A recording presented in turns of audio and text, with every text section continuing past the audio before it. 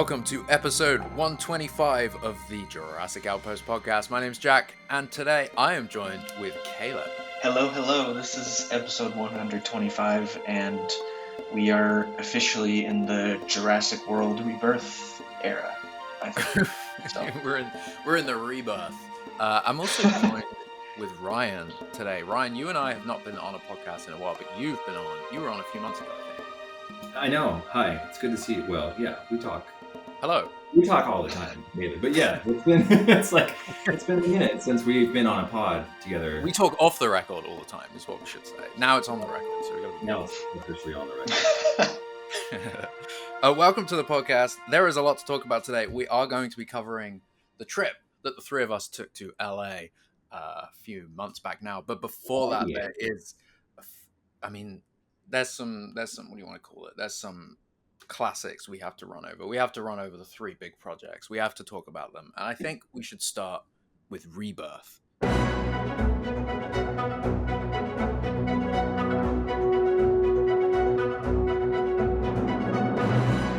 Is it Rebirth, though? It seems it is. Question mark? Question mark? Yeah, it's certainly not official yet. Yeah. It's certainly not official yet, but it's all signs are pointing that way. Yeah. So. It's basically the trademarks were filed, and I think I was a little bit incorrect. So I had one of the trademarks sent to me, but there were actually loads of trademarks registered under different categories. So I just had the one. I didn't realize there were multiple. And in the video, I'd read out that, well, this one says it's electrical appliances and stuff, so it's not for the movie. But there's like 20 other ones that cover literally everything else too. So on top of that, our very own Josh found that the websites had been registered. So Universal registered on the 20th of July, Jurassic World Rebirth.movie. So yeah, that kind of pretty much puts the. What else would they be? What else? They can take it away. Weird way for to change it. It's interesting the timing. Yeah, it's interesting the timing with them, 5 weeks into filming, and they're just now registering the trademarks for the title. So makes me wonder when this title came around and why. But yeah. Mm-hmm. Rebirth reboot? I just Rebirth. I don't know why I keep throwing a question mark on the end. We're just. For the record, I think I'm kind of in the minority on this from what I've seen and read lately. But I really like the title. I like Rebirth, and I think it ties to Jurassic really well. But I just want to start that conversation. How do we feel about this title? It's a good goal. You go, Ryan. Well, when we talked about it again in the other offside chat, the other side of the island. Yeah, I was a fan. I don't know. Well, there hasn't really been a title that I said, "Oh, that's dumb." Honestly, you didn't say that for Fallen Kingdom. Honestly, we could go back in some podcasts. I'm probably sure I said some shit about the title. I've come around on Fallen Kingdom, but at the time I was like, "That is." Opinions change, okay? Yeah. And guess what? My opinion has not changed on the Jurassic World trilogy. But the titles have not. The titles weren't ever really the issue with me. Like Fallen Kingdom, that sounds cool. Dominion, okay. Rebirth, honestly, when you're kind of throwing it out there with the rest of them, it does kind of sound like the least exciting or the not as interesting. But when you just said it, then it flowed. I felt that Fallen Kingdom, Dominion, Rebirth, it went together. It made that was the first time that I actually thought the title could work. But you would feel like Rebirth would have been right after Fallen Kingdom. I don't know, but Dominion. You just got dominated, and then now. No, I don't know. Right. Now it's a rebirth. Weren't we already kind of rebirthing because we were just dominating? But now it's rebirth again. So I that's what feel I mean. like, Is I mean, this it a yeah, does make reboot? sense. Yeah. Is this? And I'm totally fine with it being a continuation of Jurassic World. Like, it's if we're still keeping in the modern era sense of things, and great. I'm all about the story. Hmm. I think I think I like it. I think I do like it just more so for the fact that I'm intrigued by what it means. I don't mean I'm feeling like I'm talking very Jeff Goldblum. Like, mm. No, Anyway, I feel, I get it. I was discussing it in the video. I kind of don't understand it yet because we don't know anything about the movie. I'm sure it makes sense, but I'm wondering if it did come out of a more like metaphorical sense that this is they feel like it's a rebirth of Jurassic again. I don't know how, but maybe that just played into the title enough that they kind of thought, actually, this does work though. It does apply, and maybe it right. ran from there. It does just seem, without knowing story, it seems odd. It seems too generic and too cliche. Like it doesn't like mean anything really. You know, it just kind of applies to the themes of the franchise. Yeah, sure. yeah, I think I think we need to know more about the story. I like Fallen Kingdom and Dominion both feel like these very metaphorical ideas that are like symbolic for things. Um, Dominion Rebirth is a feel good title as well. We were talking about that the other day. I really do like yeah. Dominion, the I word. think I think they're both great. Like I enjoy them both. I think Fallen Kingdom is a little more fantastical than Dominion is. Dominion is a more direct. And like on that path, I Rebirth feels more direct than Fallen Kingdom or Dominion to me. It just feels like more of a, I don't know, not to be weird, but like cloning and genetics and birth. That's a very like microscopic, intimate thing. Like Rebirth, it feels a little more on the nose and close to Jurassic themes for me. But I definitely want to know why, what in Mhm. the story brings that title. But yeah, yeah, yeah. I Yeah, mean, it's interesting that you. Like, I think the off-putting part is the birth, right? Because look, we'll just throw this out there. There's been jokes about like, what's the next title going to be? Afterbirth?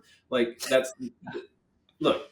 No, it's not. Okay, you weirdos. But at the same time, there's like it's like you're hearing the birth part, rebirth.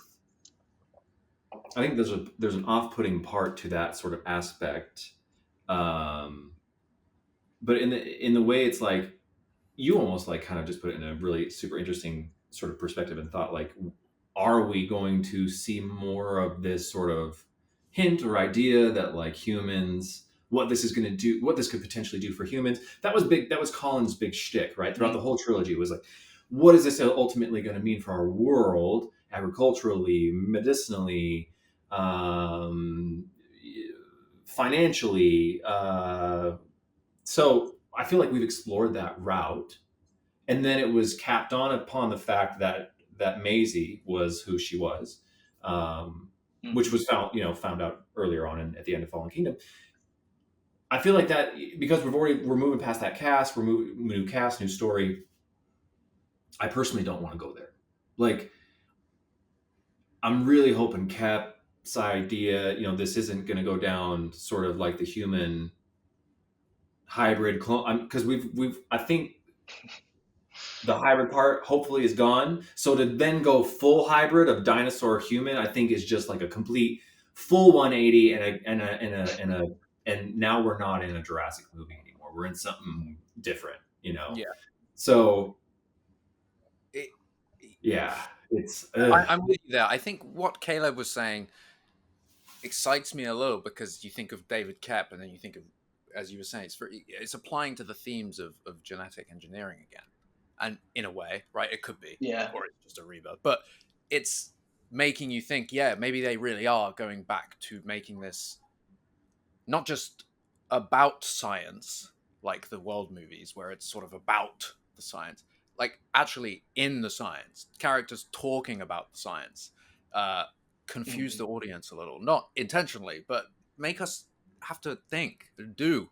And maybe this really does play into maybe the whole movie. There's a maybe the reason they're on the island is because the world is now suffering the consequences of dinosaurs in them. Not dinosaurs are attacking everyone. There's villages that have been taking over. There's compies here, but like the world has gotten sick, and there is an issue because of something that was happening from the 90s onwards with this genetic engineering, and now they're having to figure it out, but no one can quite understand it. Like how in Children of Men, the population stops giving birth, and it's like this whole, like, the world descends into chaos, but not instantly. It's a slow generation of like, hang on, this is actually getting a bit worrying, and then people descend into chaos, other people split into groups. Same thing would happen with this. If there was something that was happening and was altering human life in a way that was slow and almost seemingly methodical, it would make people panic in a way that we couldn't quite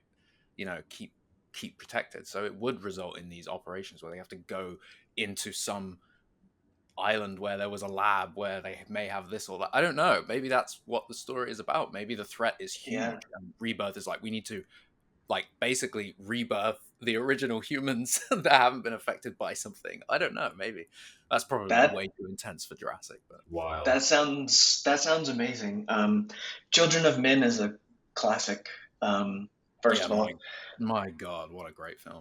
Great movie. No, I feel like I feel like, and I'm hopeful that because indications are that we're gonna kind of get a hybrid of old Kep ideas mixed with the new timeline of Jurassic World, and like that sounds like fun to me. And bringing, like you said, like bringing the genetics, the science directly back into it. Like Kep is the guy for that. So. Dr. Johansson. Yeah. Right, Dr. Zena? What was it? Zora. Dr. Zora. Maybe that's it. Like, maybe just for a slight change again, the characters are not mercenaries. Maybe they are scientists going in with military into something, but the core cast is a team of scientists, researchers. I don't know. I can't see ScarJo being, I mean, yes, I can, totally, with her Black Widow role and Marvel and everything. But I don't necessarily, for some reason, see her as a military role in this film. I don't. Yeah. We know she can obviously handle action. She's a great actress. I don't see her being like I can see her being the more compassionate one. That's about the science, but that's going to deal with all the shit. Yeah. I would much rather her character more akin to like a Sarah Harding. It doesn't have to be a paleontologist or an animal behaviorist or anything, but that kind of character, because we all miss Sarah Harding from the franchise. She was like the number one. Everybody wanted to come back, right? After knowing about the original 3 coming back. It's like, Sarah Harding's next. Come on. It's got to be her. Or Paul Kirby. Of course. That was. And we've got a redhead with ScarJo. Or at least she's portrayed a redhead many times. Yeah, I mean, I mean, we know just because I think of her interviews bouncing between Fly Me to the Moon, and her bouncing between Thailand and that her hair is red. She could obviously be wearing a wig or something, but I doubt. Yeah, has anyone noticed what color her hair is on set? Has that come out at all? I think it was dark in the very distant pictures you can see in Thailand. I'm pretty sure it was dark hair, but then I'm not sure they were fully identified as being ScarJo because it was so blurry and so far away. You could tell it was Manuel and the kids, I think, because of just like the body, and it was like stood there with Gareth, and it was kind of like, yeah, that's the girl, that's David, I think, and then there's Manuel. But aside from that, it was really hard to make out who everybody else was. But yeah, I don't know. She's been blonde in all the interviews we've seen her in. Which is she a natural blonde? She blonde? I thought she was red. Her natural red. I thought she was redhead. I'm looking. Sure in all the interviews, water finds a way and all that. I'm pretty sure she's blonde. Water finds a way. Water finds a way. We have to get that into every podcast until the movie comes out. We should get her on, the lady from the Today Show. We should bring her on.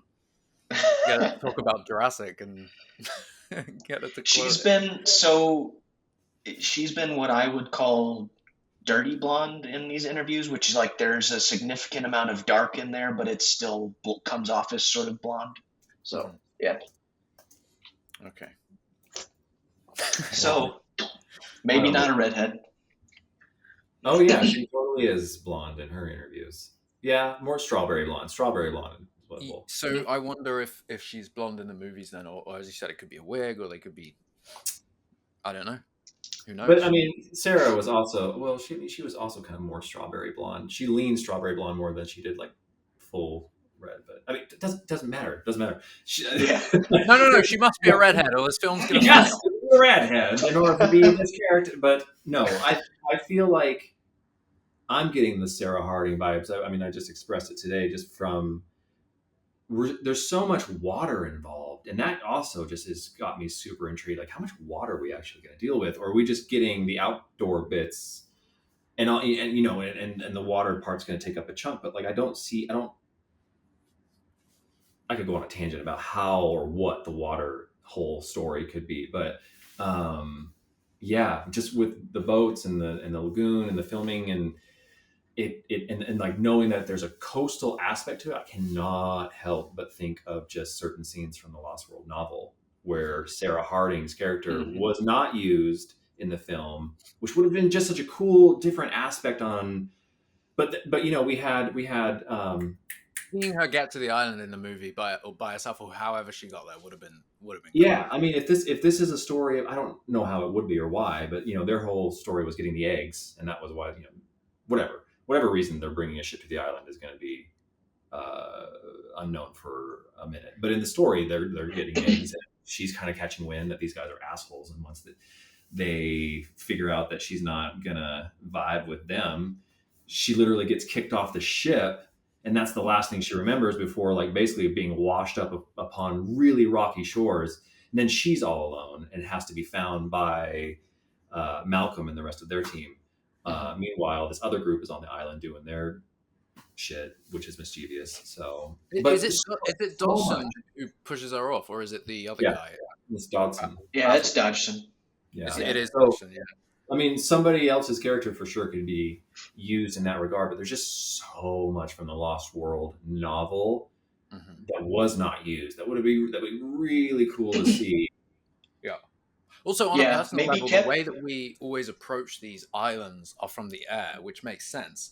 But other than the Lost World, where you and obviously the opening scene of JP3, you never approach the island from the ocean. We A never ship. get there from the Yeah. ocean on a ship, but Jurassic World they tremendously. kind of do, but yeah. Oh, of course. Sorry, yeah, it's a ferry, bright daytime. But Yeah. what I Yeah, mean it's a is like different thing though. Yeah. approaching this like abandoned, scary location, Skull Island, but from the sea, but from like a stormy sea. Come on, like from rough oceans.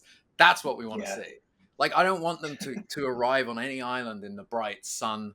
Like I don't want those like lovely shots of them flying through the valleys. Like I want it to be like scary. You think about if they left from mainland Costa Rica, that's a long ass journey. And on like the boat in JP3, I was thinking about it the other day. I was like, how the hell? That must have been terrifying. That huge body of water going on that tiny boat in JP3, like Mhm. all of them crowded on this sketchy ass boat in the deep ocean. Like Yeah. that's scary. Yeah. I'm gonna get you Yeah. close. Yeah. I'm gonna maybe get close. maybe Kep is gonna, take a lot of Sarah Harding stuff that they didn't use from the novel when they made The Lost World, and maybe that's what he's bringing with him to this I want story that. as well. I I do want too. that. I feel like, and I've told this to Jack too, like with the aerial shots of the super blue aquatic water. The only time I've ever really seen that is, drum roll please, the Lost World original PlayStation video game with the baryonyx. And so if we're gonna get some caves and Oh. go like, oh shit, we're stranded right here. It's basically like the island of Kauai where you basically crashed along the Napali coast. You've got no access to the island for 1 mile this way, 1 mile this way. The only way into it is through this cave. And Yes. guess what's in that cave? So I remember in the video game just how cool the water reflected off of into the cave, and and then the baryonyx Yeah. attacking and shit. But like, how cool would it be if we just borrowed elements of the Lost World video game, the novel, this and there, and kept Yes, science added please. to it, and I'm all about it. That The one of 100% those. is what I kind of want. Take inspiration from all the things we grew up with that felt like this is Jurassic Park. This is what Jurassic Park was to us. Mhm. The Mhm. Yeah. baryonyx. I forgot, and you play as Dieter, right? It's Dieter Stark's Yep. character like model. Love that. That photo from Malta with the little archway and the little lagoon from where they're going to film on the coast of Malta Yeah. Was looks it like what Coral Lagoon? Was it called? Coral Mhm. Coast, Coral Cove, or I don't know. But I think it's it's Coral Lagoon or something but like that. like it looks like exactly what you were just describing. Yeah, Yeah. that's what made me think of it. As I saw that, and I was like, "Well, there's the caves from the Lost World video game." But that's just Yeah. me. That's my wishful thinking. But at the same time, I'm like, I can't help but feel like if I'm getting inspiration, or if I would have pulled inspiration from it, if I were to make this movie, I probably would be doing similar. Like, I don't know. I'd like to think I'd be like, fuck yeah, I want to use the Uh-huh. caves from the Lost World video game and use Yeah. this scene that wasn't used in the Lost World novel. Just like get as much. Well, Crichton didn't have the video game, but get Crichton kind of pulled back into it a bit. And No, absolutely. I mean, the novels are still huge sources of inspiration. There's so much in them that still hasn't been converted over. And even just reading them again, when you read them, you realize how there's so much in it. The atmosphere in the novel is what needs to be picked and transported over there. That feeling of desperate isolation on the islands again. I think we're going to get that. I was wondering about these filming locations, the lagoon. They haven't been filming yesterday or today, which was when they were supposed to be filming, and it makes me wonder if it's night shoots, which Mm. would be even scarier for a location like that. When so the videos that have come out of Malta are from like a couple days ago or last week or No, I just mean so in Malta they've got that Coral Cove Lagoon place location booked out 24th to 27th. oh, at that location. Sorry, yeah, Yeah, okay, yeah, sorry, yeah, on yeah. that like actual on-site location, and they Gotcha. haven't been there as of yet, and it made me wonder, like maybe it is as what Ryan was saying, maybe it's a night shoot, and maybe Yeah, that's they come into that location at night, which would be even spookier, I think. hell yeah. Rough seas as well, maybe in a location like that. it would be cool to see like an aquatic attack that actually strands them. I mean, you sort of saw that in JP3 with the Spinosaurus, right? We're always assuming that's what attacked the boat. No one knows for sure because it was foggy. Mhm. But it would be cool if they pulled up, like, Lost World boat. Say there were. I mean, there very could have very well been dinosaurs in the water in Sorna at Site B when they traveled. So imagine the boat sitting out there, but actually gets attacked upon pulling in. That's what strands them there. They have to swim to shore. There's the cave. It's nighttime. There's aquatic animals. So I feel like I don't know. We're seeing so much of, I'm getting so much of like water in this one, more than I feel like we have in other films, that I feel like it's going to make up a decent chunk. Like there's going to be some decent action scenes Oh yeah. that might not necessarily mean Mosasaurus. Like we've seen Mosasaurus, and there's other aquatic animals that could be just as scary or lethal. Plesiosaur. Ooh. Yeah. And I mean, on the rumor dino list that probably isn't completely true. But even a broken clock is right twice a day. So like, I mean, T-Rex and Raptor were on there. So like those are going to be correct. Like, but Oh, right. there were three. There was Mosasaurus, but then there were three other, or at least two other marine reptiles. Ichthyosaur and Plesiosaur were on there. And the And so like Nothosaurus, Nothosaur, which is sort of lives both on land and in the water. But yeah. yeah, Um, and Nothosaur was in Camp Cretaceous. But like, I I also get that feeling like there's just going to be a ton of water in this movie. And we were saying in the last podcast about a marine reptile facility also, possibly, just with all of these filming locations. So Yeah, I'm here for it. I want it. I think Ryan, you made a good point about the like perhaps it's an attack. The boat, like they're actually maybe they're cruising through the Caribbean Sea or wherever it is, and it gets attacked completely unintentionally, but by something that ends up driving them towards this island that Oh yeah, nobody knew yeah, of. You know, uh, maybe something like that. I think we should give a shout out to Stevie, this guy who is on the ground right now in Malta, and he's been uploading some videos and photos of the current filming of Rebirth. So shout out to Stevie. Um, if you check his Twitter, I think Real News has shared some of this. He He's said done a. Rebirth. He said the word. He said Rebirth. Caught the first day of filming in Malta for Jurassic World Rebirth, and then a thread. And there's some photos. So he managed to have a really pretty great location of the of one of the water tanks, and you can see the blue screen that's surrounding it, which to me shows that whichever angle they're shooting at, if that blue screen, it's higher than wherever they're shooting down in the tank. So the islands in the background, maybe big. Mm. Called the Poly Coastline, Jurassic Islands. But it looks cool. I think you guys have seen the videos, right? I think you can make out a few things in the video. So should we talk about? Yeah, go ahead.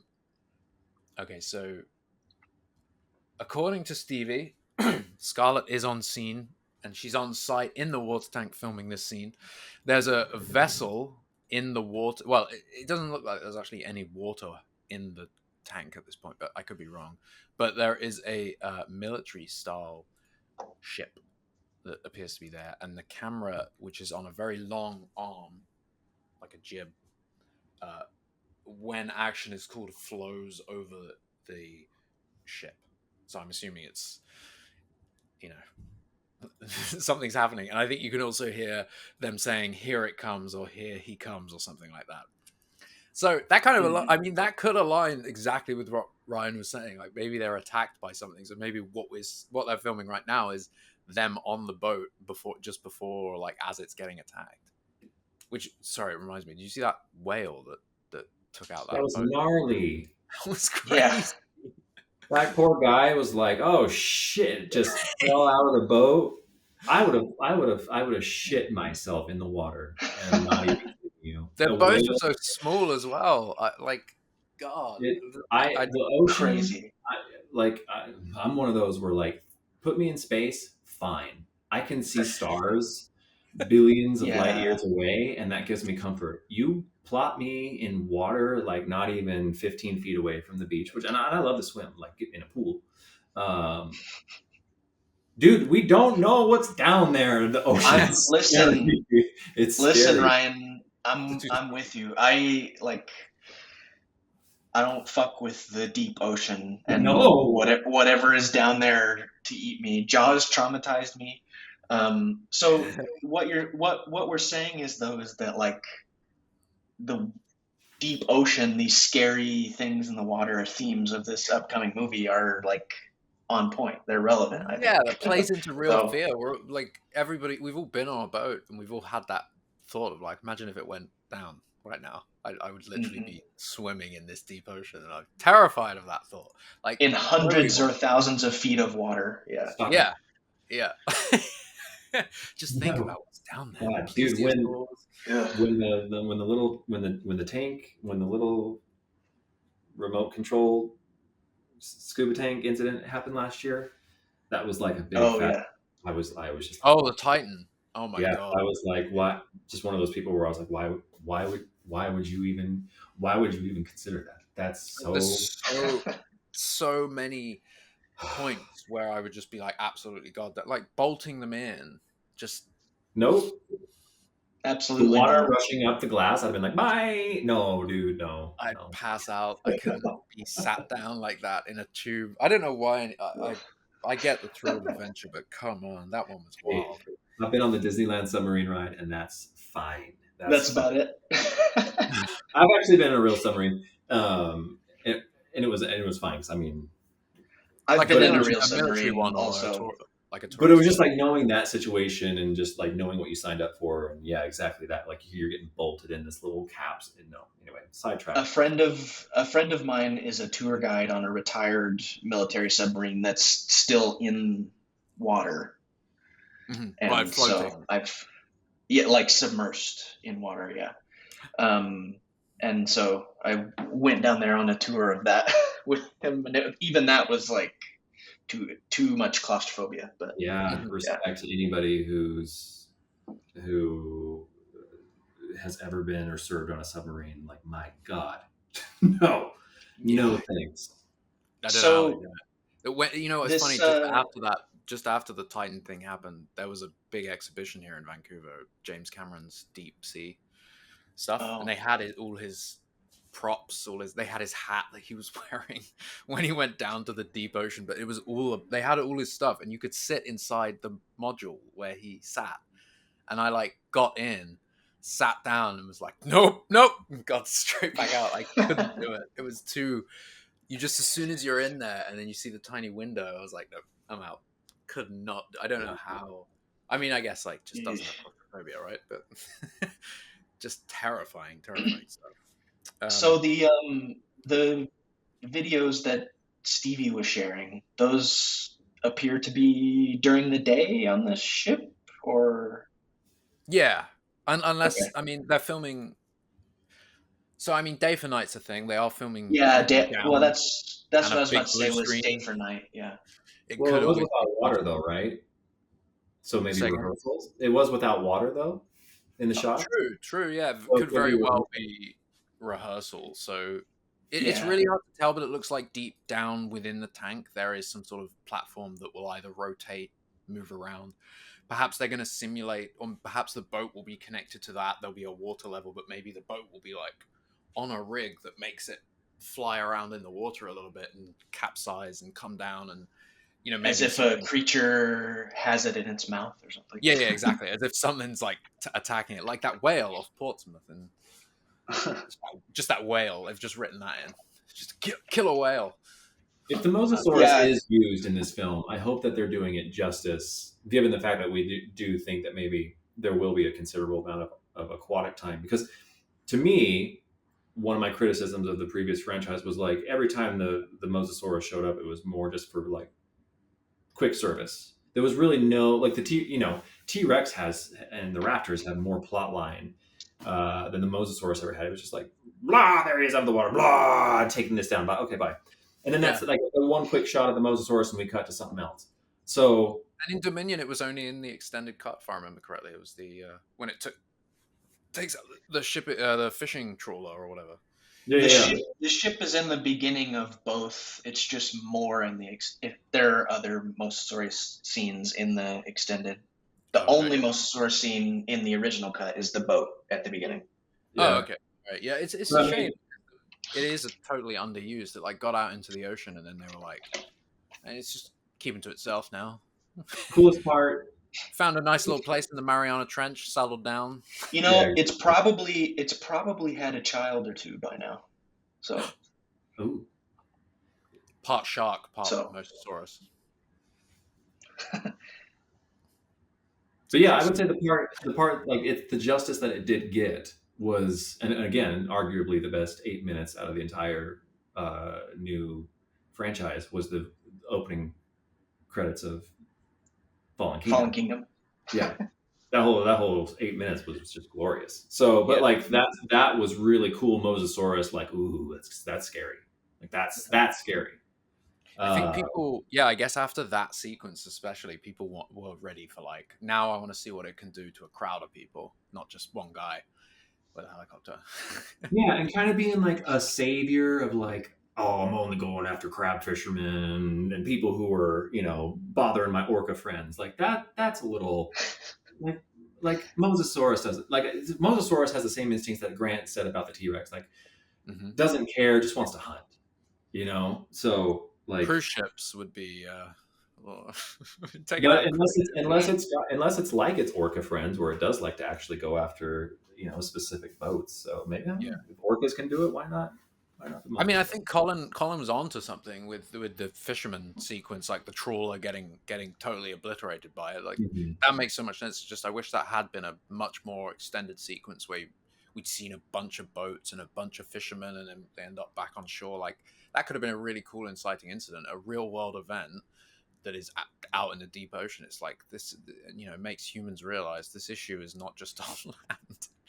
There's ones in the sea too. We're all screwed.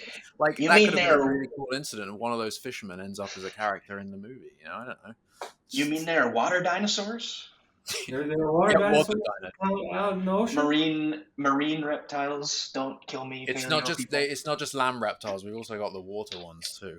Water reptiles. But it's if we're talking modern, like if this is the other aspect is going to be like, is this set literally the same amount of years, like a few years after Dominion, or are we looking at the future? Are we looking at the past?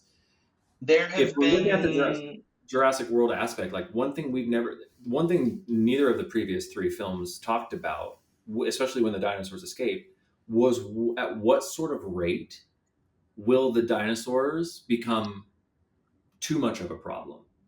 We know that they can grow fast. We know that they can maybe produce asexually in some ways. We know there are some things, right? Like, so we know a baby to a full grown might happen way quicker than it would have naturally millions and millions of years ago.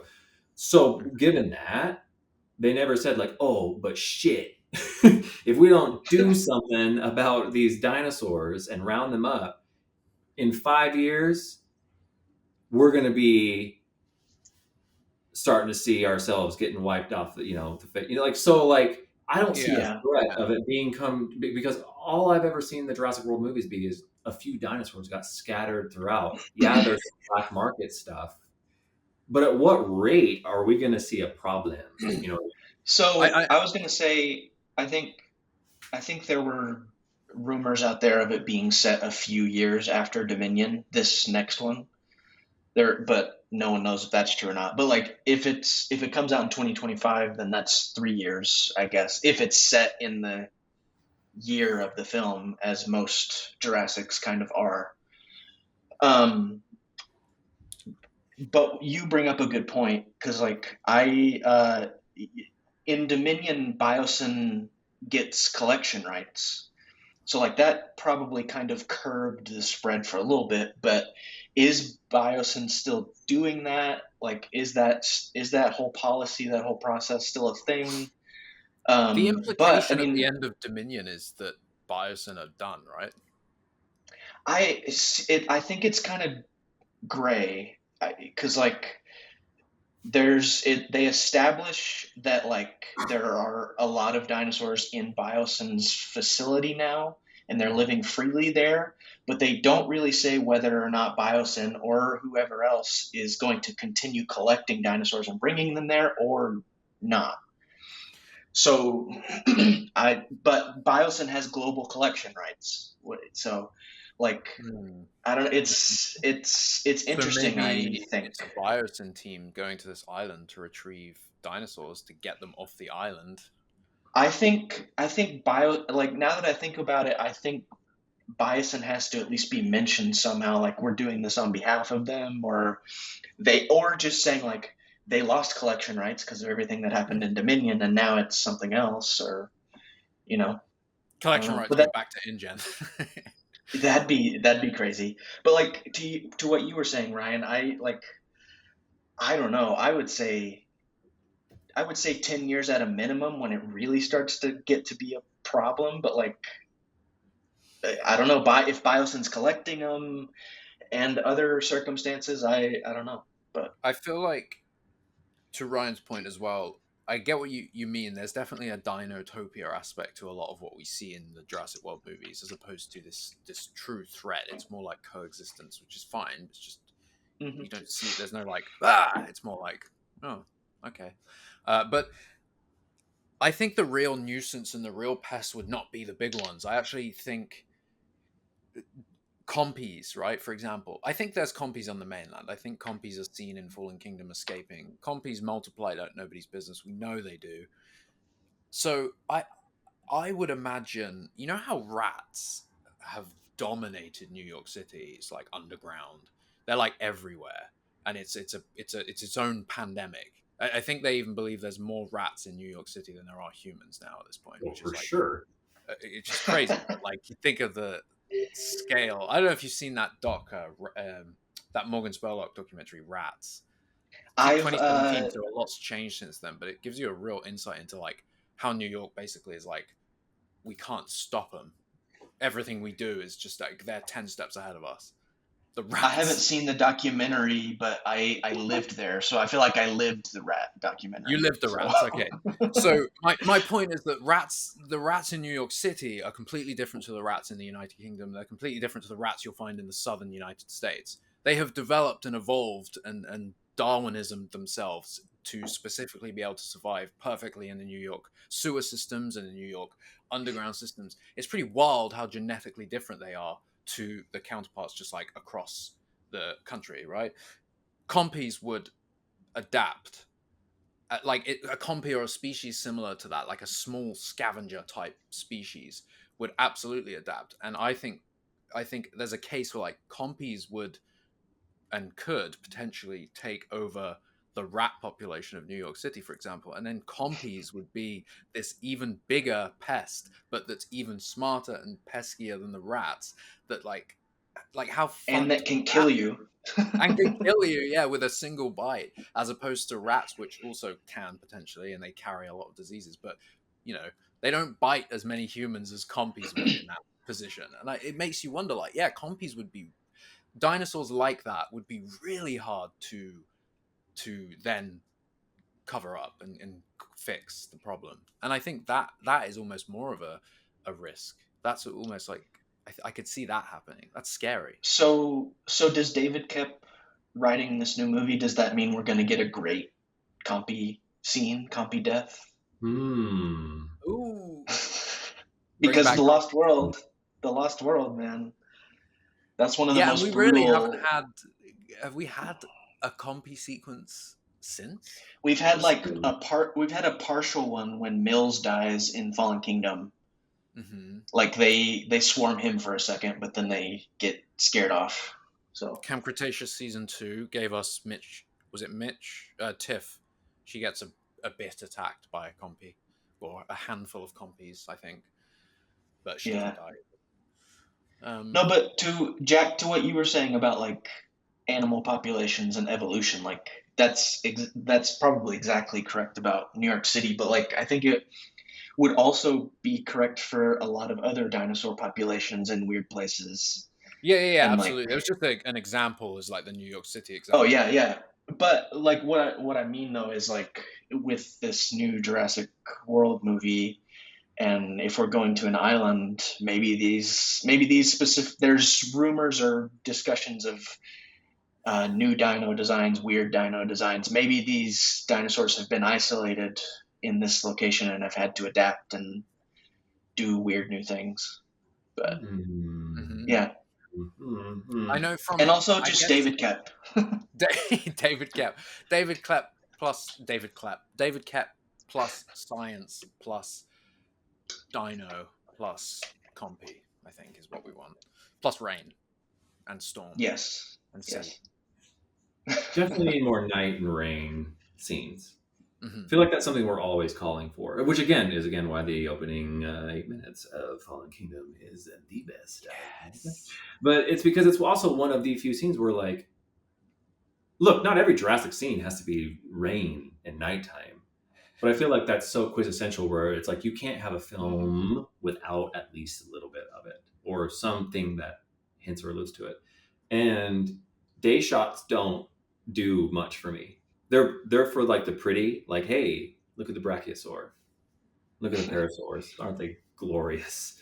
The nighttime is for scary They stuff, lovely. and like, so I don't know, but like, that's not to say that you can't have it during the day, but I'm really hoping, knowing Gareth, knowing how dark and fucking awesome the creator was, his last flick, like, and knowing kind of, I feel like Gareth gets it too. I mean, if he's been a fan since the original, and that's really kind of, I mean, he's talked about, we literally were feet away from him when he talked to us about how the first just is so inspirational, and that he was hoping to that and excited that Colin was going to bring that to the other movies, Gareth's Revenge. which Colin tried. So I'm really excited to see what Gareth is going to bring. I feel like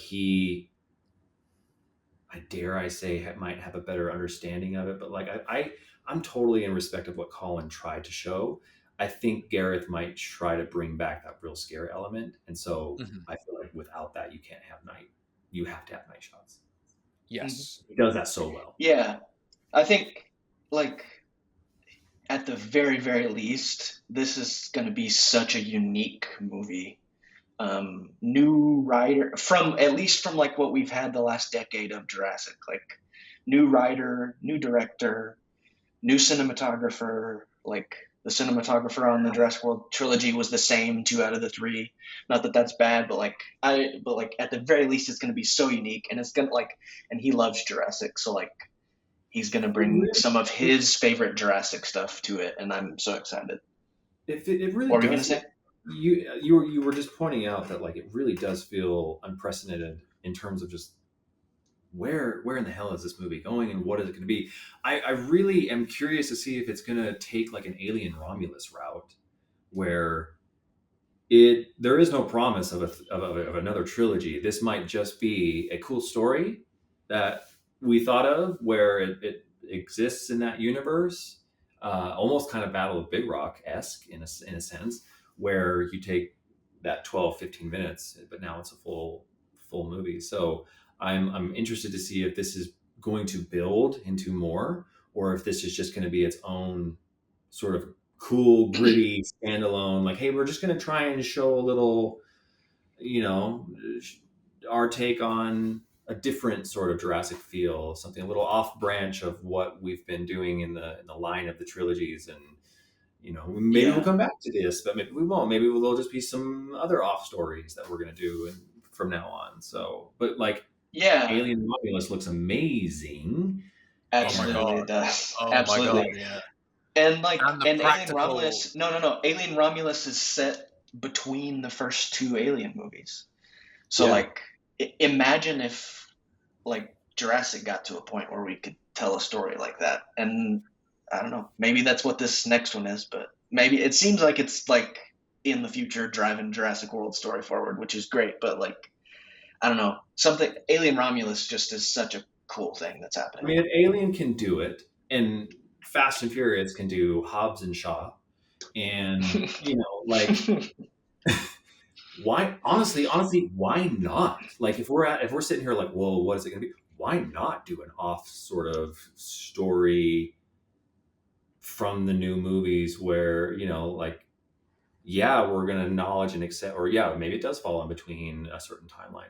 I'm all for it. Again, I'm all about the story, but like, please, I'm really just hoping to be scared again. If this movie was holy shit, I would be all over that. Could you sell toys to the kids? I doubt it. Would Spielberg be on board for that? I doubt it. No. But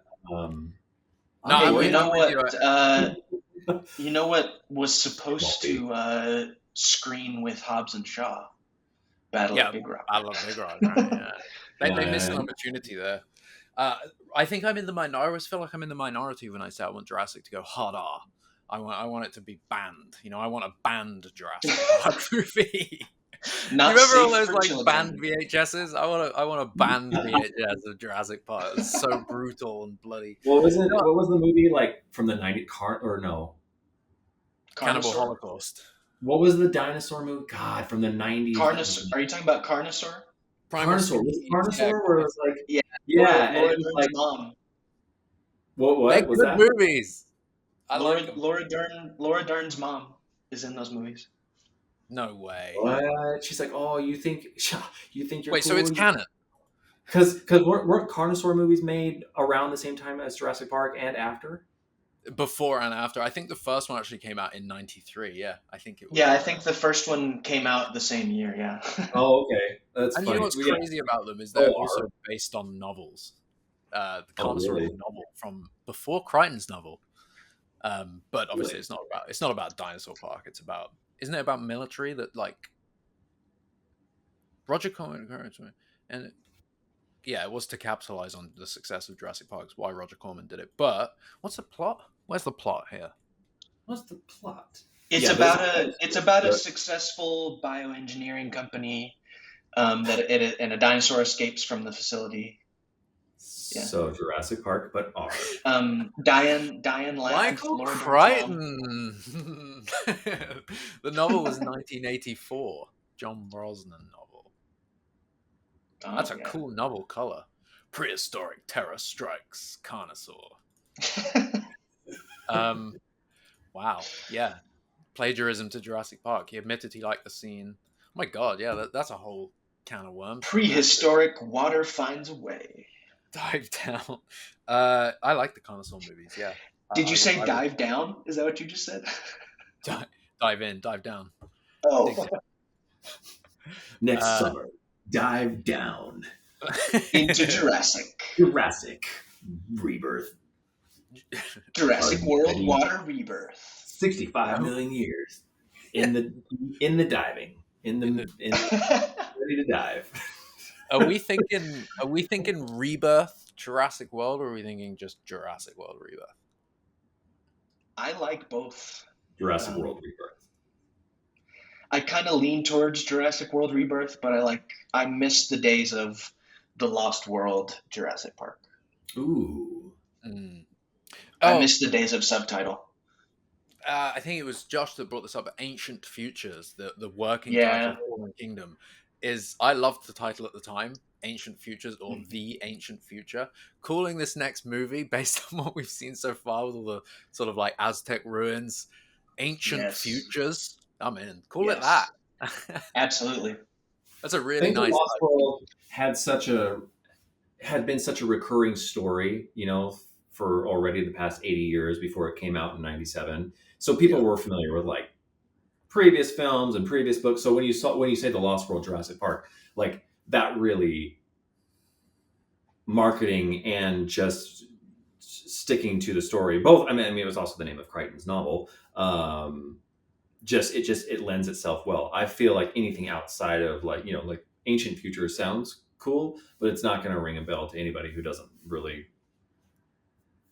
lean into what those words might mean outside of Jurassic Park fans. Whereas the Lost World, that like people, oh yeah, the Lost World, that's like that 60s film, but it's Jurassic Park this time. Yeah, I feel like the Lost, you know, our version of the Lost World almost kind of reinvented what the Lost World means. You know what I mean? Oh, for sure. I like that as well. It is now the quintessential like the Lost World. It is, exactly, yeah. All right, well, anyway, let's move on from Rebirth. I want to thank Stevie for uploading those videos. I think he's going to be in Malta the whole week, so I wonder what else he might see. Go give him a follow and check out Real News Hawaii as well, because they're covering all of this and more. And of course, Jurassic Outpost is retweeting. Are they even going to go to Hawaii? Has that been? No, that got scrapped. They were going. That was They were going to, and then negotiations with IATSE, the entertainment union. That's the theory. That's the running theory as to that's likely why. It just, and you know, like nothing against any of that. It just would have complicated everything as far as production goes, and they're clearly like moving forward full steam ahead with this thing. Yeah, so they weren't going to wait around. I think that was what the idea was. Yeah. But also when Gareth came on board, Gareth just shot the creator in Thailand in very similar locations. It's like him and his team are probably very confident and comfortable with the Thailand crew already, and it's just like that just made sense. That probably helped him get the job, honestly. So yeah, maybe. But let's move on. So check all of that out. Go follow those people. That's worth the follow. Very briefly, San Diego Comic-Con is this week. Samantha, our very own Samantha, is on the ground at Comic-Con with, I'm assuming, thousands of other people are going to be there too. It's not just going to be Sam, I don't think. There's going to be other people there, I think. Just Sam. just Sam in a massive hall with Mattel. Although, shout out to Samantha because she's awesome. Yes, absolutely. It's a shame that the entirety of Outpost couldn't go down. That would have been a fun event, especially with all that's happening. You want to run us through you you want to run us through the schedule, Caleb? Yeah, let me pull that up real quick. I think there's some pretty cool stuff going on, and I have a feeling I get Yeah. the sense that there's going to be some Rebirth stuff there. I think you just I now it think feels right now because they No. registered I'm the trademarks, they starting. got the websites. It's like there's going to be Yeah, some. I'm starting to think there's a chance. And like there was, I don't remember if it was San Diego Comic-Con or if it was New York Comic-Con, but in 2014 or 2015 there was nothing else, but there were banners with the Banner. Jurassic World logo. Jurassic Banner. Park. Yeah. That's Jurassic all Park. there will be is maybe a banner. We'll It have said Is Park. maybe it was what's with the up? logo. I We'll think probably in It have was a the banner. World. I It thought was it was World. I thought it said Park at the time, and it was the blue one, but it had Park. It was and it said 2014. It's before they delayed Did it? Did it say park at the Oh, time? well then I remember what you're talking about too, but after that there was a time when it happened with the new Jurassic World logo. Yeah, I they do. did. Yeah, But they did do that too. I just remember we all got so like crazy pumped about that Park one in 2014. with everything that's been like all of these announcements for Comic-Con have been like kind of close to the like with all of the things that have been announced recently, I wouldn't be surprised if there was some Jurassic World Rebirth thing there. Sorry, pulling up.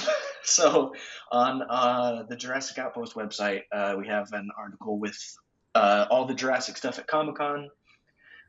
There is on Thursday, there is a panel called Spotlight on Liz Climo, who's an artist. The panel is hosted by Stephen Ray Morris of See Jurassic Right.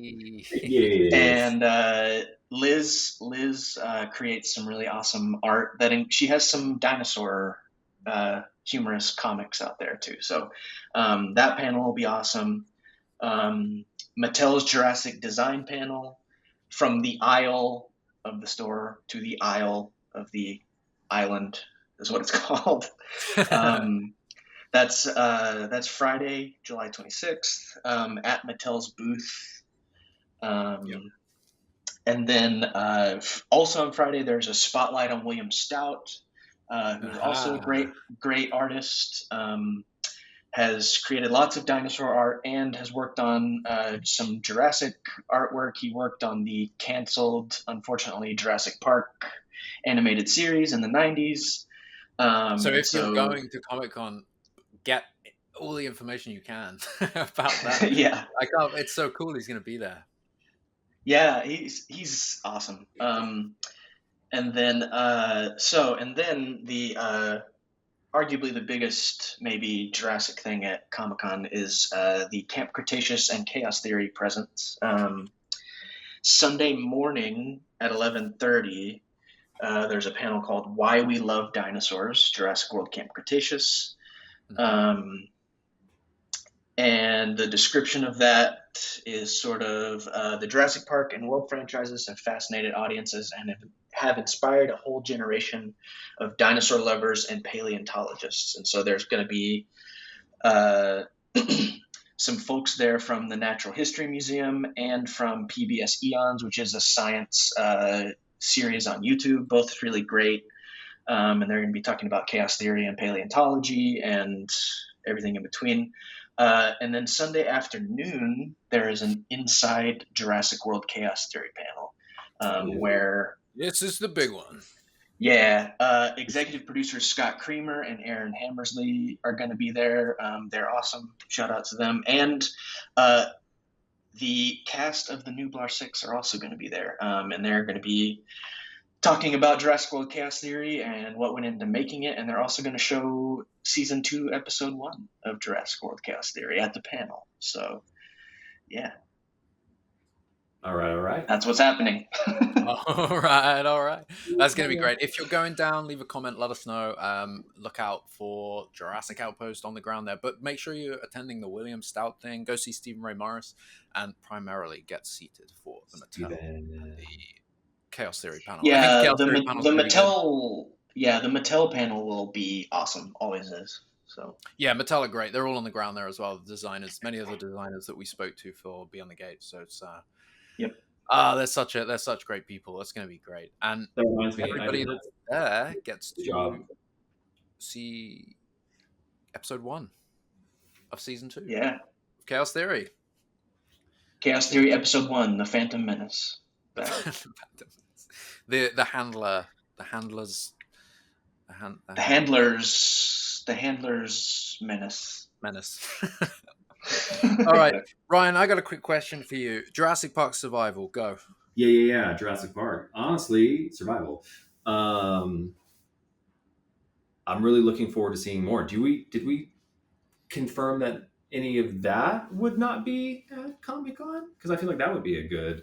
Hmm. But I guess Comic Con's not so much for video games, so I'm gonna. Saber, I don't think Saber are there, but I also don't think they're ready to start making Yeah, I don't know why I was thinking Comic Con would be. There's No, plenty it of would other. be cool if all of the other Jurassic stuff's there, and if Rebirth really is going to be there, even if it's just a representation. They should have a survival poster up or something. If It would yeah, be even if cool. it was Maybe if just they a had a band. survival banner and it was like some graphic, like artwork of Maya, like in a Mhm, pose that we haven't seen or something. Like exactly. a character stood there or something. Maybe I don't know. That could be cool. Yeah.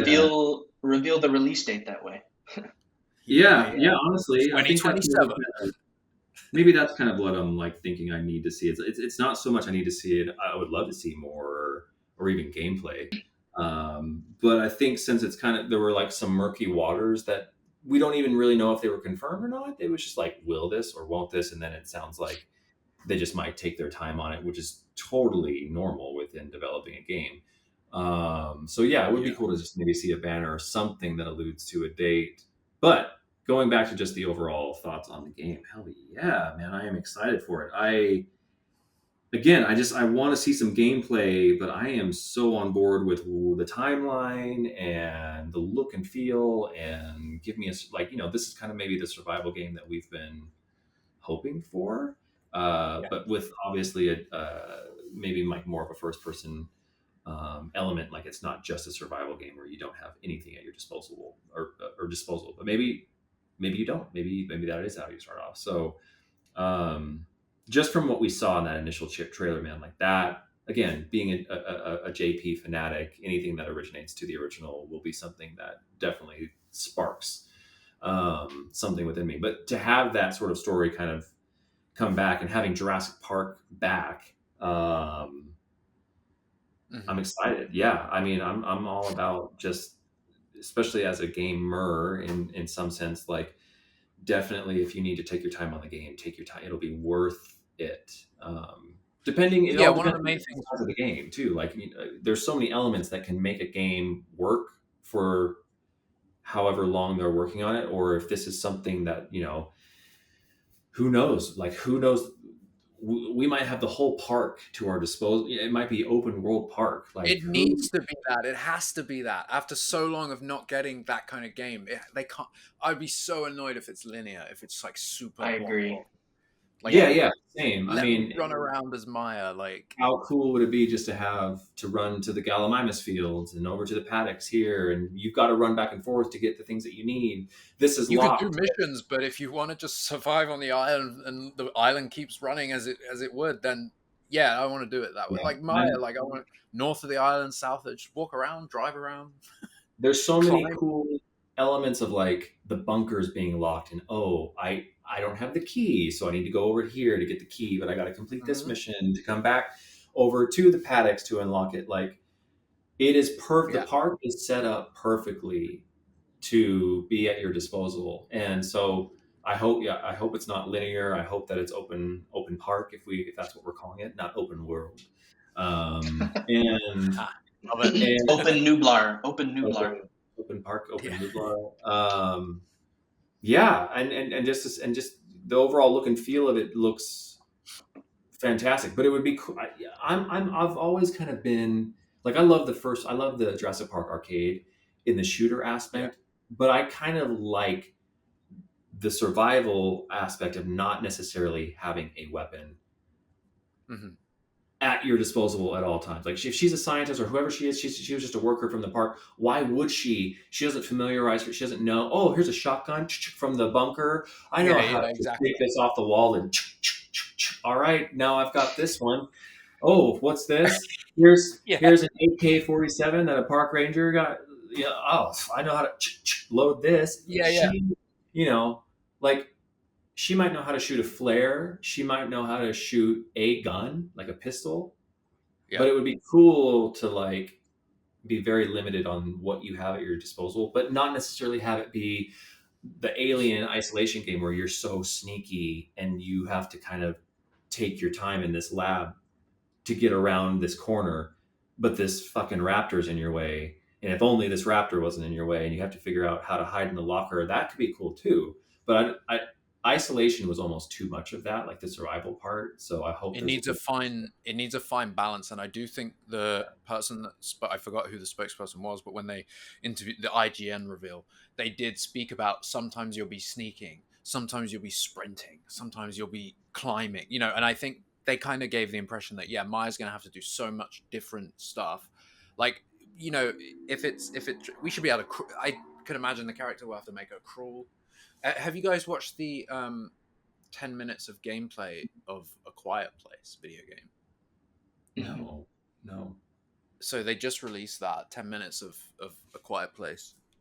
And I think that is really the closest example of what survival will be like. It's the same exact game, first person survival in an environment, in a world. And it looks good. It plays well. It looks good, except all the comments on it were it's like A Quiet Place is all about making no sound, and the character when they walk, it's like the loudest as they're walking. It's really bad. I think they'll need to fix that, but I want to see more. But as Ryan said, I'm very keen for them to just take their time and perfect it and get everything right. It needs to be. There's so much riding on this game, unfortunately. It shouldn't be this way, but there is so much riding on it. If it's bad, it's gonna blow up badly. What sort of elements, like if they were able to bring back, like, you were talking about those baryonyx caves from earlier, Ryan? Oh, well, guess what? It's in survival too. Like what, or what if like the Sega Genesis river T-Rex, like you're in the boat. The river raft. Yeah, yes. like what if what if there are is there anything that you guys kind of like want to particularly see, if it's pulled either from the films or the video games or the novels? East Dock. I want to go to the East Dock as Maya. Just cause. But I think the fact that we've seen the concept art showing the river sequence and the dinghy that Maya was riding down in, and raptors pursuing her. There is obviously going to be a big sequence involving water. Water finds a way.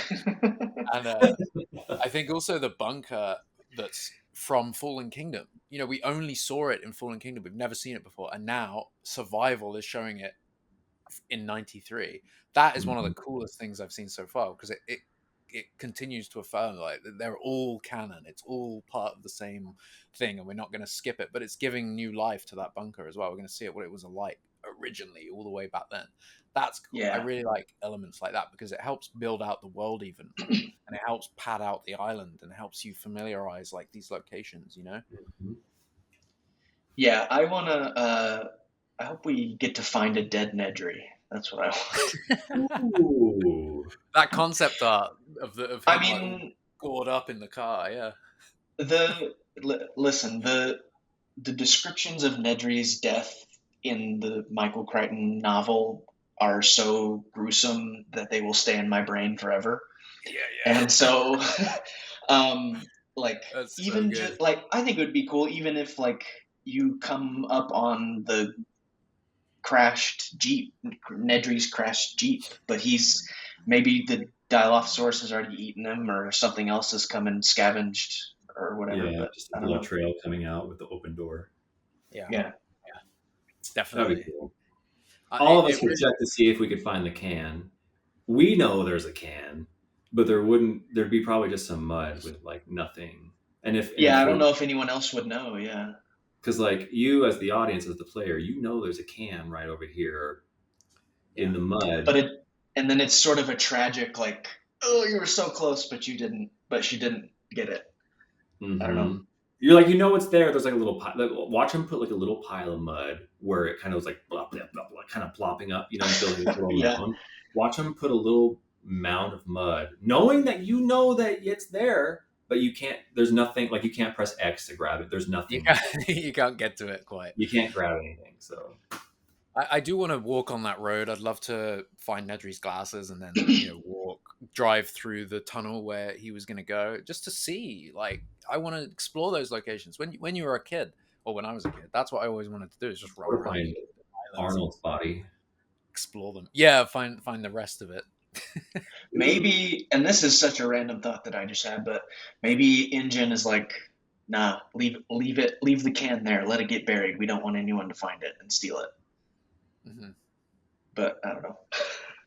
True. I'm very I'll be very curious to see what the actual story is aside from just having to find a way off the island. That there's obviously going to be something bigger at play, whether it's like somebody has returned or something has returned, or it truly is like it's just a game about Maya surviving on the island. But the IGN, what they said in that, definitely indicates that there's going to be a lot more to it. I think we should very briefly, well, it doesn't have to be brief, I think we should talk about LA.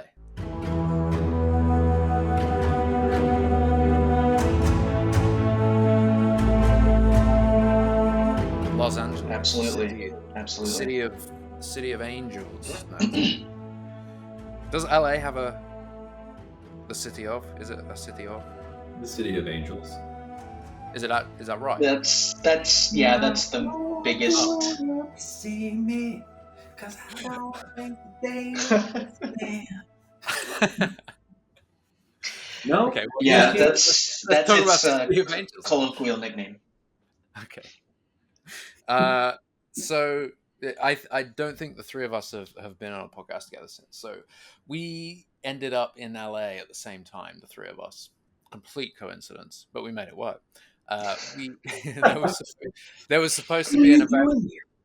Life found a way. Life did find a way. There was supposed to be an event. The event did not go to plan, but it was fun. We made it work. It was out of our control, and we decided to show up anyway. Yeah. Well, wait. So yeah, Sorry, did I just miss the whole context? Did you just give context that we were originally to show for this? Be there for yes, something. yes, yeah. We were all was canned. Yeah. Yes, we found a way. I mean, we definitely all found a way to get down to LA. But for the 60th anniversary, 65th, yes, 60th anniversary. So there was supposed to be some cool event of the studio tour. Yeah, studio tour, which would have been like a little more VIP. Just sort of like a little exclusive event that Universal was handing out to a few people. And Jack was kind enough to extend the invite over to us, and we were like, of course. But only to find out a few days before we were to fly out that it got canceled, because I don't know if anybody remembers the incident that happened at Universal with the bus or the tram. The last trailer tram had sort of skidded off. Did they ever even find out? It either took a turn. I think it took a turn too quickly, too tight. Right. And it caused one of the cars to, like, the hook between the cars of the tram, it caused it to twist, and like people fell out and over the sides. Is what I understand to have happened. But yeah. All that it meant for us is that when we went on the studio tour, we didn't get to go to the Jurassic Park bit. So I was pissed about that. we could see the Jurassic Park bit, and then we could see us turning away. Goodbye. No, we want to go up there. That's right. So we still got to ride the Jurassic World ride. We did, yeah. But they did cancel the event, unfortunately, because part of the event, half of it was going to be like schmoozing and here's some drinks and cocktails, and I think we also got to wander around the park. We had free access to the park at night, which would have been cool. But then another part of it was they were going to do a studio late night tour on the trams. So because of the tram incident, they were like, we're just going to cancel the event, which I thought was bullshit. I'm still down to schmooze and the cocktails and having access to the park. What was worse is that when we were there, they were like packing down stuff that was going to be for the event. So we were walking around the park, and there was a big stage that they were taking down, and I was like, oh man. But we said, hey, can we get some passes? Like, hey, we're gonna come down anyway. Yeah. They gave us some passes, which was really dope. Um, Yeah. yeah, we had a good time. That was that. We had a They really weren't good just the time. passes; they were the We had a express pass. pass. We have fast Yeah. pass. So Which is Yeah. so wild to me that you only get to use it Yeah. once. I was Like, about to say that. I did not know that. Like you get That's to use how it it once. works. That's how it works with like the top level of their annual passes, is you get one fast pass for each ride per day, but then once you use it for the day, it's done. I feel like it should be But like, I feel like maybe 1 an hour or something, or like maybe get 3 a day yeah, or something. It feels yeah, a bit. something three, like that. yeah, Yeah. like maybe not an unlimited amount, but like, I mean, so a universal ticket standard is $100. For the fast pass, it's $200. So I'm sorry, give me more than one per Yeah, ride. I yeah. I think pay I think double everybody even else. I'm not kidding. yeah, I think even twice in a day would be better. Like it would be a step up. It's like it's a numbers and logistics thing that they have to do, I'm sure. And like I get shout that. out to them. Shout out to them for the passes and everything. So it was super nice of them. Yes, But just yeah, I super will good. say, so Ryan flew in a little later than us. So me and Kate, it was actually really funny. Actually, Caleb, when we rocked up to the park at the exact, when we got to LA, that was so perfectly timed. That was hilarious. we both left an Uber about an hour before we would get. We were both about an hour from Universal Park at that point. We both got in an Uber, and literally as we were pulling up to Universal, you were like, "What car are you in?" And then you were like, "I think I'm in front of you." You were literally the car ahead of me. They parked next to each other, and we both stepped out. Yeah, our Ubers pulled into Universal at the same time, like we were a convoy. It was Yeah, perfect. it was like so weirdly perfectly timed. But Yeah, it was we went amazing. into the park. It was early when we were. It was like 8, 9 a.m. It Or was was it like 10? 10. It was 10. It was 10. I think. 10, Yeah, yeah. because And they open at 10. Yeah. oh, that's right. Yeah, but it was so. We walked through Harry Potter, and we were like just two of a few people. It was really nice to be in there when it's not so packed. We had a Yeah. good walk around, and then I think I made a critical error of like lack of sleep, not eating, and then like drinking a lot of coffee, and then being like, "Let's get on the Mummy," and just threw Oh me yeah. around. I was when we were really done with that ride, and we had to queue to get off. I think I turned to you and I was like, "I'm gonna be sick." And then we went and walked through Super Nintendo Land, and it blinded us. It was crazy I was because water every streaming out my eyes. Jack especially was like blinded and like couldn't see where he was walking. I was like, We'd "Caleb, get like me out guide of here." him out of there. For anyone who hasn't been to that land, like they've freshly painted the ground bright colors, and we weren't wearing sunglasses. It was about 12 o'clock at this point, and it was just like walking into a mirror where sun is shining on. Like it was ridiculous. Yeah, it was crazy. But then Jack had his first time ever on Jurassic World the ride, which was cool. So, Yep. Yeah. and Uh, was it your first time too, Ryan? I've been on Okay, Jurassic yeah, that's what I Park, thought. Yeah. not So World. Yeah, it was cool. it I, was fun. the improvements that you pointed out, Caleb, they've added a lot more kind of like set design, you want to call it. Is really cool. I think it's a great ride. The Mosasaurus tank water stuff wasn't as sort of like it wasn't as good as the King Kong one, which is a lot older. But Oh yeah, the screens just aren't as it doesn't feel as real as I thought it was going to feel compared to like the King Kong one, which but maybe well, because like King Kong is like rocking you around, whereas it is doing more you're 4D. just floating down the stream, seeing it Yeah, on a digital screen. yeah, for Row, sure. row, row your boat. Yeah, but that all is really cool. We got absolutely drenched, which I guess you like. That's meant Yeah. to be. We were sat at the front pretty much every time we rode it, though, right? We were pretty Yeah, lucky when we Yeah. rode that. We always were at the front, kicking those And then kids at the out of the way top, to get to the front. yeah, and then at the top there's Mother and Dominus and the T-Rex and 85-foot drop, and it's fun.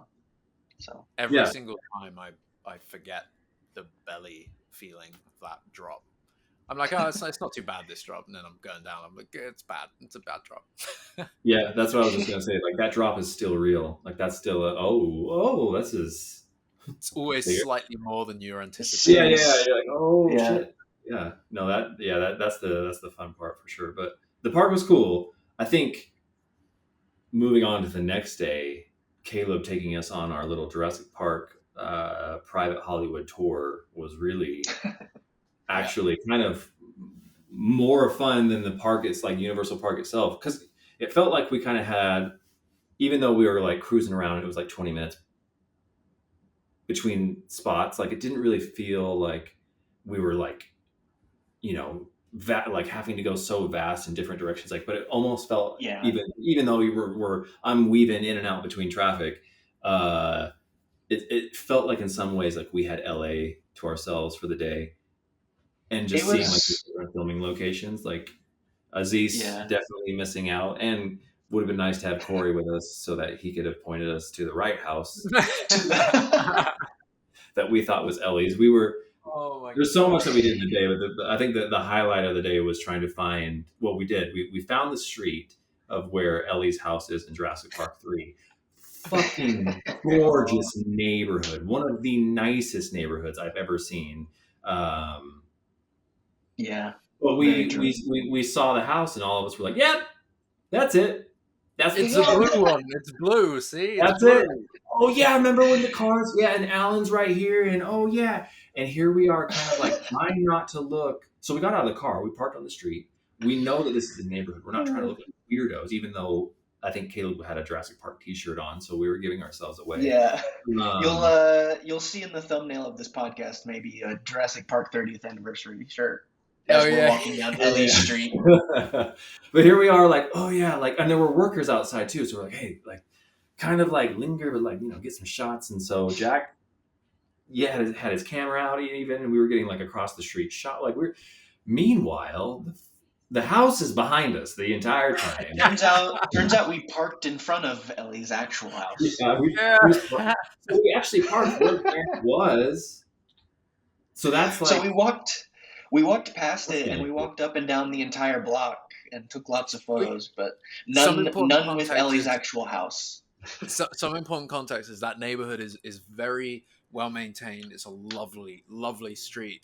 When we parked, we were like, let's be really respectful, obviously, and let's not be like, oh, looking around like tourists. So we kept our head down and kind of went down the street, came back around to where we thought Ellie's was, completely not even looking at the house that was Ellie's house. That we probably, if we'd even looked at it, we would have been like, hang on, isn't that? I can't believe we made that mistake. And also the house is like, I found it to be super, like, there was lots of trees, lots of greenery, lots of growth, like vines on the house. And so it, like, I don't know, it's a super cool looking house, but it also kind of like blended in a little bit. I think we saw the blue and we ran with it. We were like, yeah, that's let's be quick here. But we did find out that it was used in 4 Christmases. Some Christmas movie. Yeah. 4 Christmases. The house of 4 Christmases, which I now have 4 film photos of, which are just I got them developed, and then we found out the wrong house. Fucking great. We gotta go back. We have to go back to that place. After we went, I think it was before was. So we went to. Starbucks. I was gonna say the other Jurassic locations we visited were great. So yeah, we went to what's the street called? Is it where David kept? Oh yeah. It's a street it's a street in downtown Burbank. It's where the Gap and the Starbucks are near the mall, the big mall in Burbank. So we got a coffee, and then we took pictures. I'm looking at these. That was cool. I mean, just going into that Starbucks, grabbing coffee, knowing that whole street, where David Kep got. That Kep got eaten. Oh, okay. He got eaten right outside that Starbucks, and a Gap at the time, or now it's a Gap. I think it's a Gap now. Yeah, it's a Gap now. I think the camera is inside that store when he tries to get in. Yeah. but Yeah. it's the Blockbuster before, so Yeah. yeah, that was cool being on the street because it was very. It would have been cooler, I think, to be there at night. But Yeah. it still definitely was like, yep, this is definitely the street. This is definitely where everybody was running from. Yeah. Then- They've So, changed the and layout then, of the road, obviously, because it was a two-way road in Right. base. I remember you being yeah, really upset by like them changing the roads. Like it's no They longer a should, 2-lane road. should have been a plaque. this is a Been it should have been a this is a monument to the lost world. historical landmark. Yeah, it's a historical Yeah, landmark. they've like pedestrianized it and made it You very violated this place. yeah, it's Oh, absolutely appalling. But no, God. disrespect to a filming location. No, it's just it would have been cool to be able to recreate, well, not recreate, but see it, with the two flow traffic, like a whole road. It's just like this bright yellow now thing going down the road, but that's just I just can't help but feel like how many like people who work there, especially at Starbucks, are like, oh god, again, because like Caleb was wearing the Jurassic Park shirt, so they're like, here we go, like here's another Jurassic Park.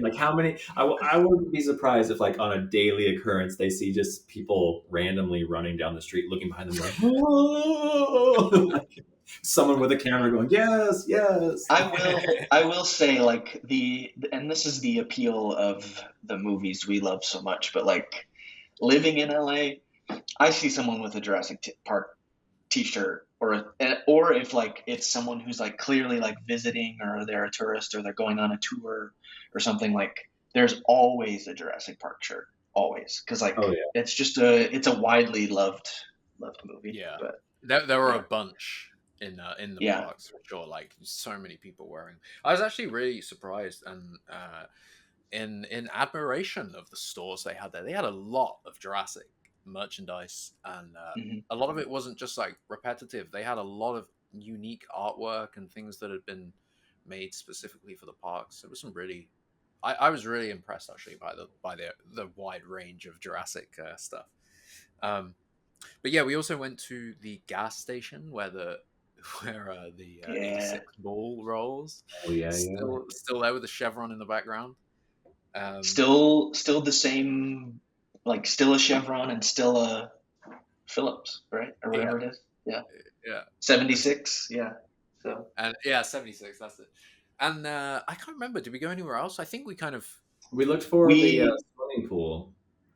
Yeah, Oh, we found the street with the house where they filmed the backyard with the swimming pool and the dog and everything, but it was a street without an alley, so like we couldn't actually get a vantage point for the backyard, but we found the street. Which you can tell from the film because like literally the only thing separating the backyards is a brick wall. Yeah. So it's there.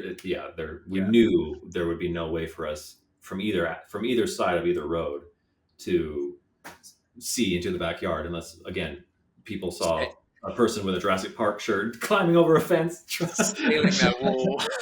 Yeah. Excuse me, Yeah, is this the it pool? must have just Is this the pool? Is this the it T-Rex must have pool? just been a friend of Spielberg or a friend of a producer or something, which we now need to become friends with them. Yeah. So.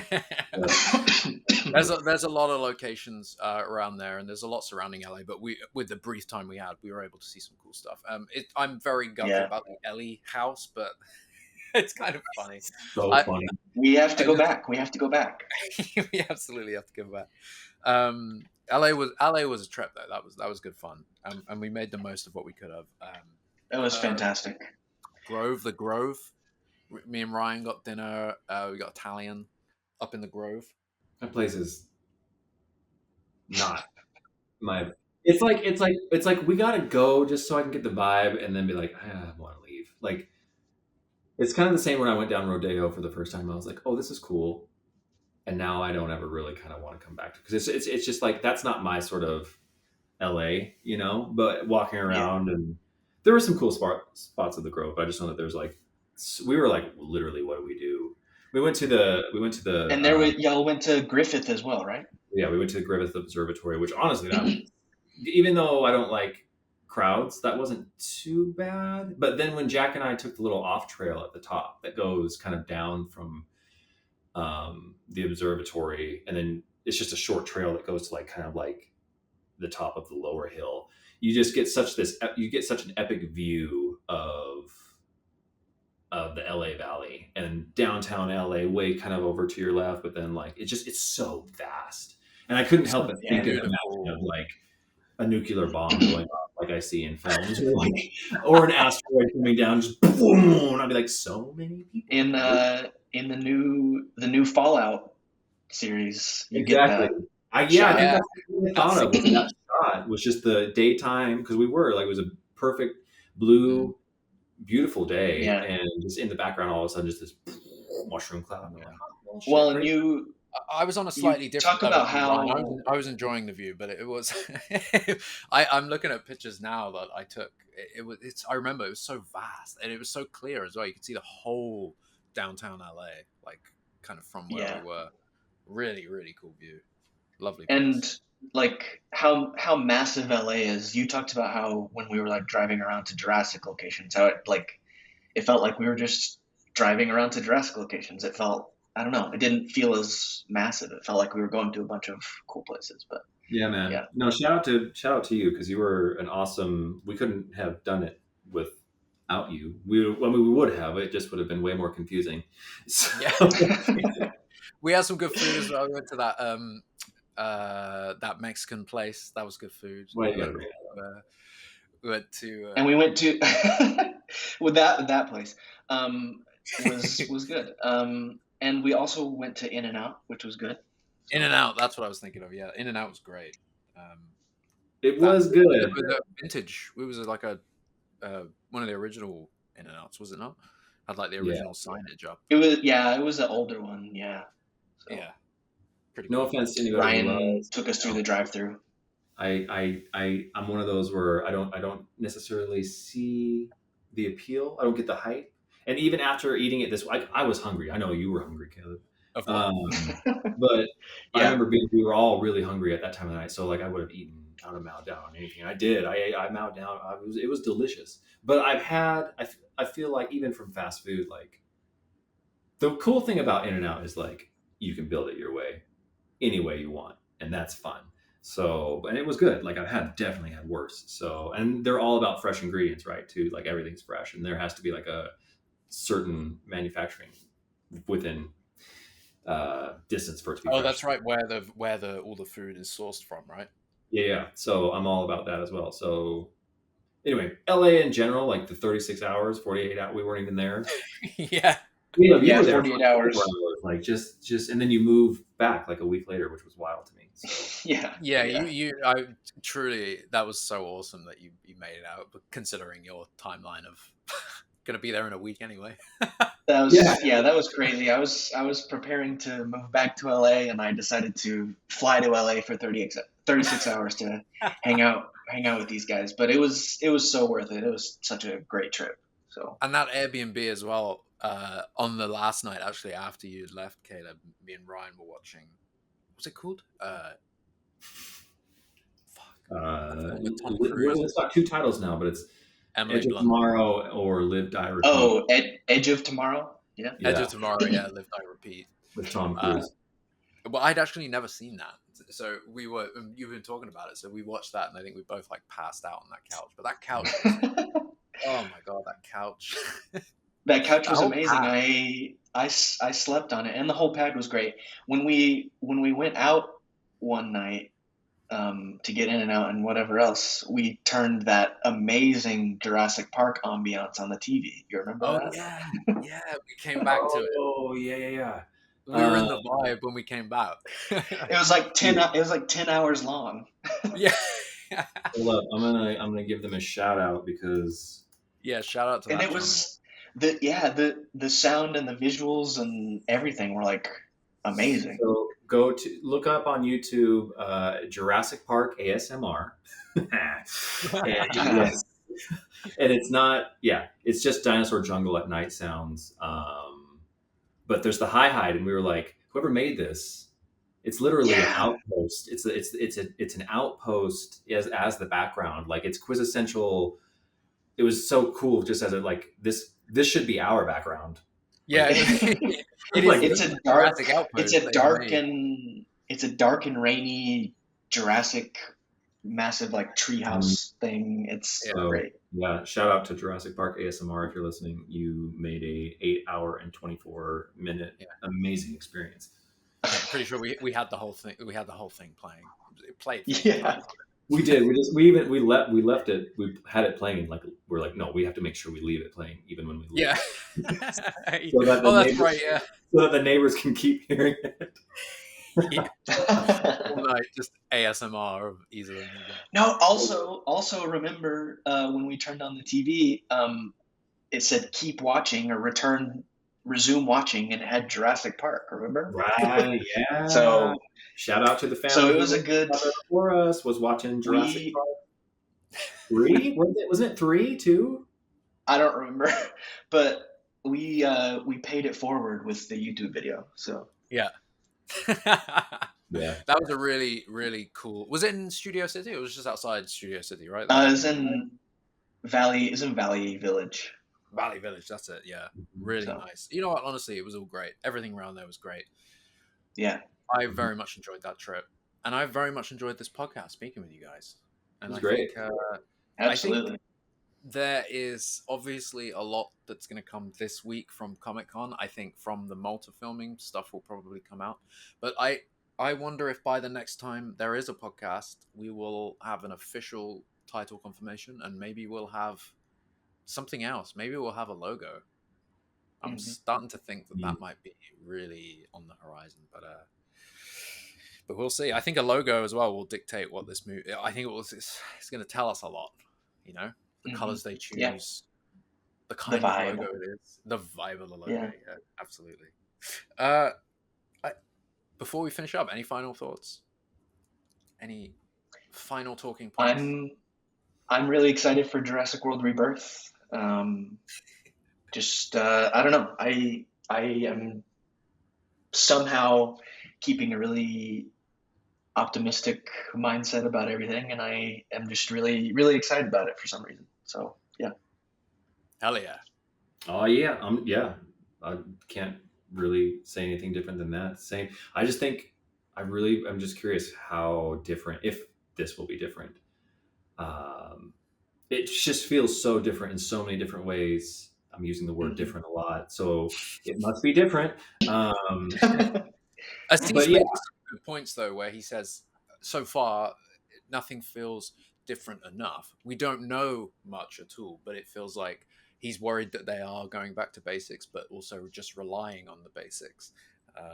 And I think it's a fair point. But I think the David Cameron introduction, I think what we've talked about with pulling other things from the novels potentially, I think they've gone back to think like maybe they've gone back to the science, the more sciencey aspects, as we were saying, and maybe this one will feel different. It will feel less like dinosaurs attacking adventure. Maybe this one will feel more like thriller in that sense. Like there's a foreboding warning throughout or something.